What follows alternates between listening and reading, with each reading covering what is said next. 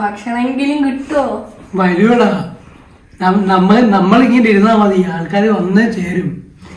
നീ ധൈര്യമായിട്ടിരി, അതൊക്കെ വരുവടേ. എപ്പോ വരോടാ അവരൊക്കെ? എനിക്ക് ഫോൺ റീചാർജ് ചെയ്യാൻ പോലും പൈസ ഇല്ലല്ലോ. അതൊക്കെ വരുവടേ, നീ നോക്കിക്കോ, ആൾക്കാർ വരും കേട്ടാ. ഞാൻ കൊറേ കേട്ടാ നിന്റെ വരും വരും വരും. എത്ര കാലായി? അതൊന്നും ഇല്ലടേ, നമ്മളിങ്ങനെ ഇരുന്നാ മതി. കുറച്ചു പേരെ പറഞ്ഞു വെച്ചിട്ടുണ്ട്, അവരുടെയൊക്കെ സ്ഥലത്തു നിന്നുള്ളവരെ വന്നു കഴിഞ്ഞാൽ കമ്മീഷൻ കൊടുക്കാൻ നമ്മൾ പറഞ്ഞിട്ടുണ്ട് കേട്ടോ. അതുകൊണ്ട് എന്തായാലും വരുവടേ, നീ സമാധാനമായിട്ടിരി. ശരി ശരി, നടക്കുക നോക്കാം. എല്ലാം നടക്കൂടെ. അല്ലേ, നിങ്ങൾ പത്രം വായിച്ചോണ്ടിരിക്കുകയാണ്. നമ്മുടെ വീട്ടിലത്തെ കാര്യങ്ങളൊന്നും നോക്കണ്ടേ? പത്രം വായിക്കാതിരിക്കാം. നമ്മുടെ നാട്ടിലെ കാര്യങ്ങൾ അറിയണ്ടേ? നമ്മുടെ മൂത്ത മകന്റെ കല്യാണം ഫ്ലോപ്പായി. ഇനിയിപ്പൊ രണ്ടാമത്തെ മകന് വേണ്ടി നമുക്കൊന്ന് കല്യാണം നോക്കണ്ടേ? സമയമായില്ലേ? നമ്മുടെ മൂത്ത മകൻ കല്യാണം കഴിഞ്ഞിട്ട് അവര് യാതൊരു യോജിപ്പുമില്ല. നമ്മൾ കല്യാണം കഴിപ്പിക്കുമ്പോ ആ ജോത്സ്യർ പറഞ്ഞ എന്താ, 10-ൽ 10 പൊരുത്തമാണ്, ഇതിലപ്പുറം ഒരു ജാതകം കിട്ടാനില്ല എന്നല്ലേ. അത് പറഞ്ഞുകൊണ്ട് കല്യാണം നടത്തിച്ചിട്ട് എന്തായി ഇപ്പം? അതുകൊണ്ട് നമുക്കിനി ആ ജോത്സ്യർ വേണ്ട. ജീവിതം എന്ന് പറഞ്ഞാൽ അങ്ങനെയൊക്കെ തന്നെ, അങ്ങോട്ടും ഇങ്ങോട്ടും ഒക്കെ ചെറിയ അതിലൊന്നും ജോത്സ്യർ പറഞ്ഞാൽ അച്ചട്ടായി പറയുന്ന അതെ. നിങ്ങളിങ്ങനെ പത്രം വായിച്ചുകൊണ്ടിരുന്നാൽ ശരിയാവില്ല. നമ്മുടെ മൂത്ത മകന്റെ കല്യാണത്തിന്റെ കാര്യം അറിയാമല്ലോ. അവര് തമ്മിൽ ഇങ്ങനെ ഏത് നേരം അടിപിടിയാണ്. നമ്മൾ ആ കുഞ്ഞുണ്ണി ജോത്സ്യരെ പോയി കണ്ടിട്ട് 10-ൽ 10 പൊരുത്തമൊന്നും പറഞ്ഞ് നടത്തിയ കല്യാണം എന്തായി ഇപ്പോ? അതുകൊണ്ടേ നമുക്കിപ്പോ രണ്ടാമത്തെ മോന്റെ കല്യാണം നടത്താം. അതെങ്കിലും നമുക്ക് മര്യാദ. അതുകൊണ്ട് നമുക്ക് രണ്ടാമത്തെ മകന്റെ കല്യാണത്തിന് നമുക്ക് ജോത്സ്യരെ, കുഞ്ഞുണ്ണി ജോത്സ്യരെ കാണിക്കണ്ട, ചോദിക്കണ്ട. നമുക്കൊരു കാര്യം ചെയ്യാം. ഭവാനി പറഞ്ഞൊരു ജോത്സ്യരുണ്ട്, ഒരു നല്ല ജോത്സ്യര്, ഭഗീരഥൻ ജോത്സ്യര്. നമുക്ക് അയാളെ ഒന്ന് കണ്ടാലും. ഞാനൊന്ന് വിളിച്ചു നോക്കാം, എൻ്റെ കയ്യിൽ നമ്പറുണ്ട്. ആ ഭവാനി. എന്തൊക്കെയുണ്ട് സുലു? നന്നായി പോകുന്നു. അതേ ഭവാനി, ഞങ്ങളുടെ രണ്ടാമത്തെ മകന് വേണ്ടിയിട്ടൊരു കല്യാണം നോക്കണമല്ലോ. അതെ, നമുക്കൊരു ജോത്സ്യരെ കാണിക്കണം. അന്നത്തെ കുഞ്ഞുണ്ണി ജോത്സ്യര് പറ്റിയില്ല. അതെന്തേ? കുഞ്ഞുണ്ണി ജോത്സ്യര് നല്ല ജോത്സ്യരല്ലേ?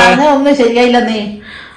എന്തൊക്കെയാ പറഞ്ഞത്? ഭയങ്കര ജീവിതമായിരിക്കും, 10-10. ഇത് ആരുടെ കാര്യം നിങ്ങൾ പറയണത്? അന്നത്തെ കുഞ്ഞുണ്ണി ജോലി. അതെ, മൂത്ത മോൻ. ഞാൻ ആദ്യം പറഞ്ഞ പ്രസാദിന്റെ കാര്യമാണ് ഭവാനി. അപ്പൊ ഇപ്പൊ ഞാൻ പറയുന്നതേ നമ്മുടെ രണ്ടാമത്തെ മോന് വേണ്ടിയിട്ടാണ്.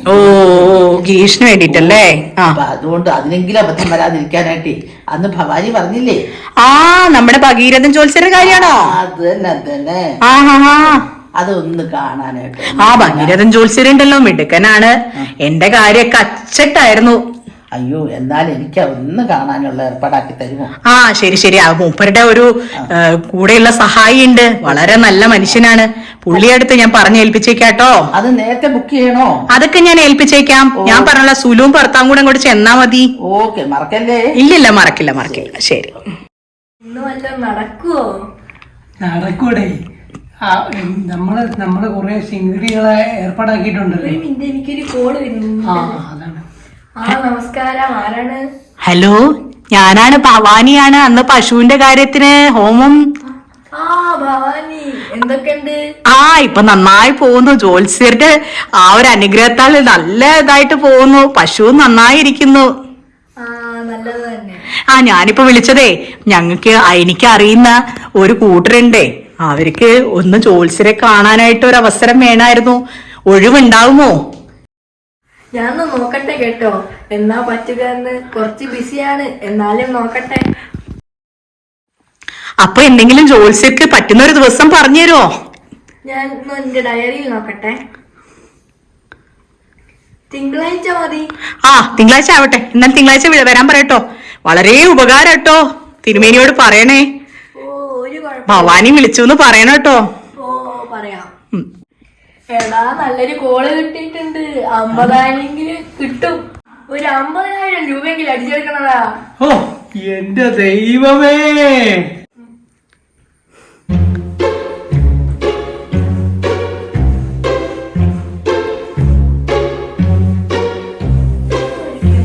മക്കളുണ്ട്. ഒന്നാമത്തെ ജീവിതത്തിൽ എന്തോ പ്രശ്നങ്ങൾ. രണ്ടാമത്തെ മോന്റെ കല്യാണത്തിന്റെ കുറിച്ചാണ് എന്തോ പ്രശ്നം. അത് കുറെ ആയിട്ട് നടക്കുന്നില്ല എന്നെന്തോ ആണ് തോന്നുന്നത്.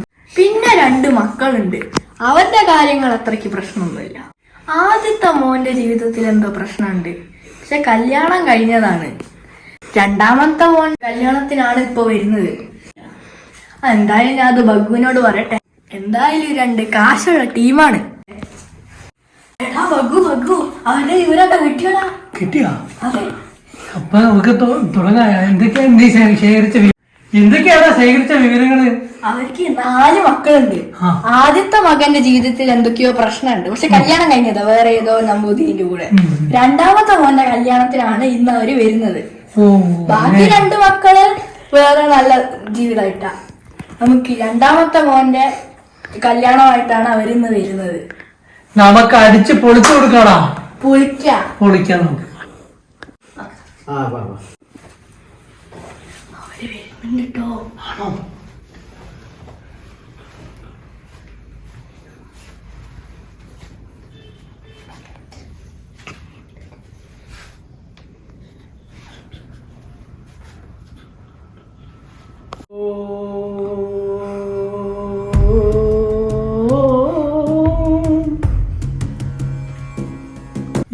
ഇരുന്നോളൂ. ഇരിക്കേ. നോവെല്ലാം അറിഞ്ഞിരിക്കുന്നു, നിങ്ങളുടെ പ്രശ്നങ്ങൾ.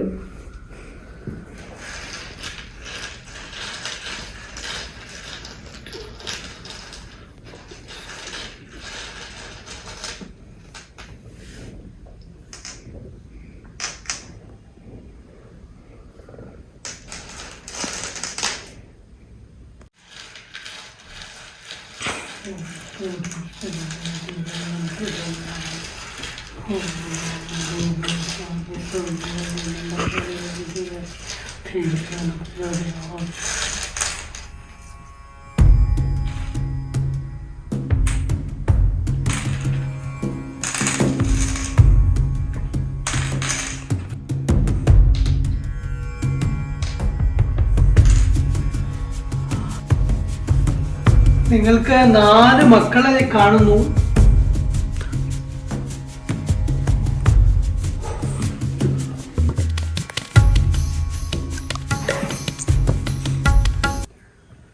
നിങ്ങൾക്ക് 4 മക്കളാണ് അല്ലേ?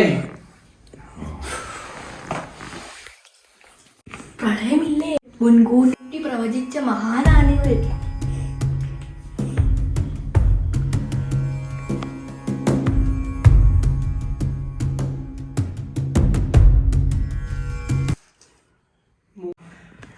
മൂത്ത മകന്റെ കാര്യത്തിൽ തന്നെ എന്തൊക്കെയോ പ്രശ്നങ്ങൾ തളം കെട്ടി നിൽക്കുന്നുണ്ടല്ലോ.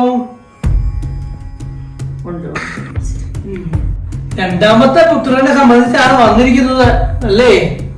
അതെ. നാം എല്ലാം മുൻകൂട്ടി അറിഞ്ഞിരിക്കുന്നു, സ്വയം ദിവ്യജ്ഞാനത്തിൽ. ഓ ദൈവമേ.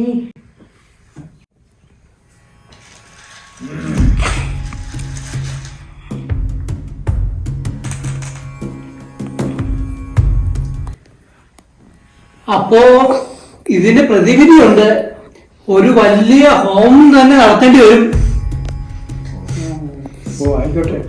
അതിന് നമുക്ക് ഡേറ്റ് ഉണ്ടോ? തിരുമേനി ഈ മാസം നമ്മൾ കുറച്ച് അത് പക്ഷെ തിരുമേനി ഈ മാസം നമുക്ക് ഡേറ്റ് ഇല്ല. ഒരു ഡേറ്റ് അങ്ങോട്ട് ഫിക്സ് ചെയ്യാം. ശരി തിരുമേനി.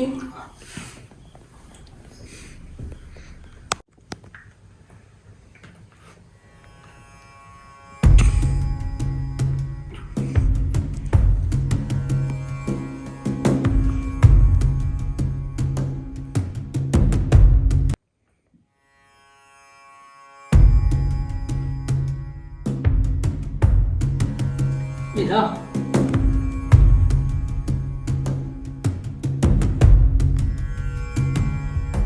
ഇത് പൂജാമുറിയിൽ വെക്കുക.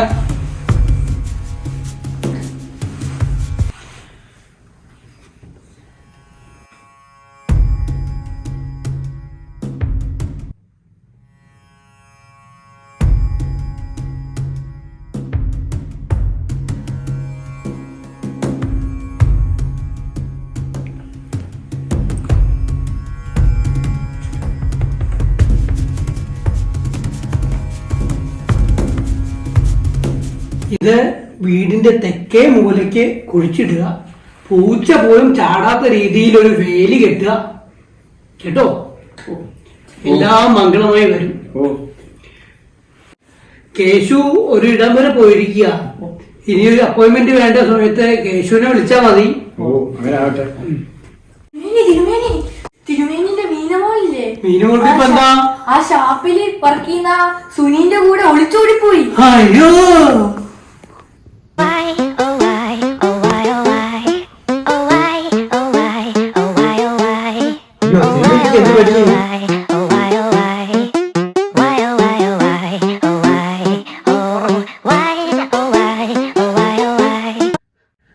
എനിക്ക് എന്ത് പറ്റി?